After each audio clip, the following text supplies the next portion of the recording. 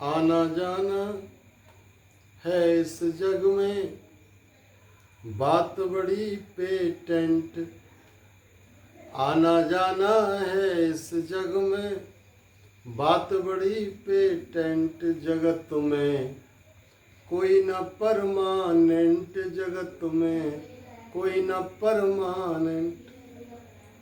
और छोड़ के तू दुनिया को बंदे, छोड़ के तू दुनिया को बंदे, बन जा उसका सर्वेंट।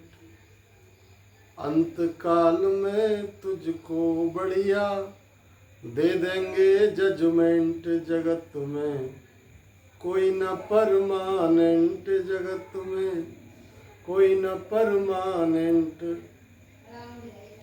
और साबुन और शैम्पू लगाए ले, और लगाए ले सेंट।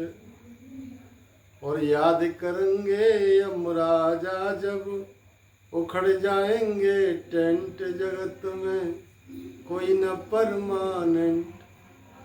तो मैं आज बात करना चाहूँगा कि इस काल रूपी संसार में कोई व्यक्ति यहाँ परमानेंट नहीं है। और मैं एक बड़ी मार्मिक घटना आपको आज बताने जा रहा हूँ। और हमारी राष्ट्रपति महोदया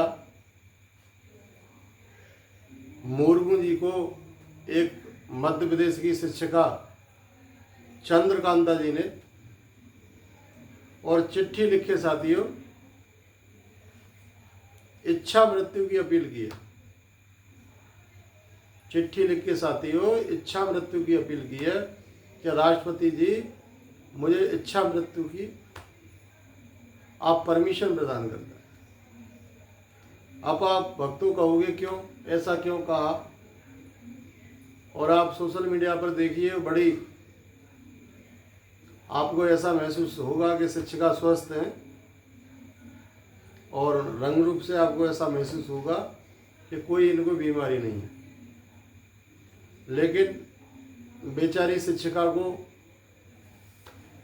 परफेक्टा नाम की एक हड्डियों की बीमारी होती है, परफेक्टा नाम से समझी जाती है वो। उसमें होता क्या है कि हड्डियां बहुत कमज़ोर हो जाती हैं, बहुत ज़्यादा कमज़ोर। इतनी कमज़ोर हड्डियां हो जाती हैं कि वो हड्डियां थोड़े से कहीं दबने से या थोड़े से कहीं बैठने से टूटने लग जाती हैं। इतना असहनीय दर्द होता है कि आप केवल कल्पना कर सकते हो और ये जान सकते हो कि कोई व्यक्ति जब इच्छा मृत्यु की राष्ट्रपति महोदया से आग्रह कर रहा है तो निश्चित तौर से उसका दर्द असहनीय होगा। लेकिन देखिए शिक्षक की गोद में सृजन और प्रलय दोनों पलते हैं। कितनी बहादुर शिक्षिका है चंद्रकांता कि अब भी इतने भयंकर रोग में वो बच्चों को 8 घंटे पढ़ाने आती हैं विद्यालय। किसी भी स्टाफ के साथ या किसी भी साथी के साथ या अपने प्रिंसिपल के साथ या मैनेजमेंट के साथ उन्होंने ये शेयर नहीं किया कि मैं राष्ट्रपति महोदया को ये चिट्ठी लिख रही हूँ, इच्छा मृत्यु चाहती हूँ। क्योंकि उन्होंने अपने उसमें लिखा है कि मैं बच्चों को साहस के साथ जीना सिखाती हूँ। मैं बच्चों को साहस के साथ जीना सिखाती हूँ। तो मैं इस घटना को कैसे बता सकती हूँ कि मेरे शरीर ने काम करना बंद कर दिया है और मुझे इतनी असहनीय पीड़ा है कि मैं इस संसार से छुटकारा चाहती हूँ। लेकिन उन्होंने ये भी अपील में लिखा है कि मुझे इच्छा मृत्यु तो चाहिए, लेकिन मैं अपने हाथों से अपने प्राण नहीं लूँगी। वैसे तो उनकी ये इच्छा थी कि मेरे सारे आर्गन को, जितने भी ऑर्गन्स हैं मेरे, उन्हें दान किया जाए। लेकिन आज वो पत्र में लिख रही हैं कि उनके आर्गन में अब इतनी शक्ति नहीं रही कि वो किसी और को जीवन दें। कुछ आर्गन अगर जीवन दे सकते हैं तो उसके लिए भी आज भी एग्री हैं। लेकिन मैं राष्ट्रपति महोदय जी से निवेदन करना चाहूँगा कि अगर संभव हो सके तो इतनी वीर शिक्षिका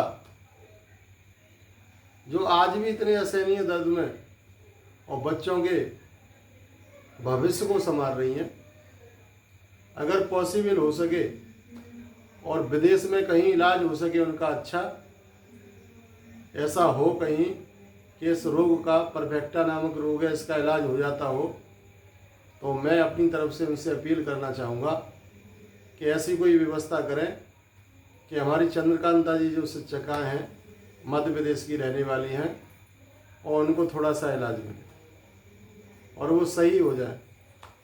कितनी वीर शिक्षिका हैं, क्योंकि दोस्तों आप जानते हो शिक्षक का पद एक नौकरी नहीं है, आप उसे नौकरी समझो। व्यक्तियों ने परिभाषा दूसरी लगा ली है शिक्षक की। ये खाली नौकरी नहीं है कि हम नौकरी कर रहे हैं, नौकरियां और होती हैं। शिक्षक का पद तो एक समर्पण का होता है, एक सेवा का होता है, एक भविष्य सृजन का पद होता है, जिसके द्वारा एक राष्ट्र की नींव रखी जाती है। और कोई भी शिक्षक मामूली शिक्षक नहीं होता, मामूली व्यक्ति नहीं होता। शिक्षक हमेशा एक ऐसा व्यक्ति होता है जो किसी राष्ट्र की नींव को, राष्ट्र की रीढ़ की हड्डी को मजबूत करता है। तो साथियों, इसीलिए मैंने आपको बताया कि शरीर का कोई गुमान नहीं है।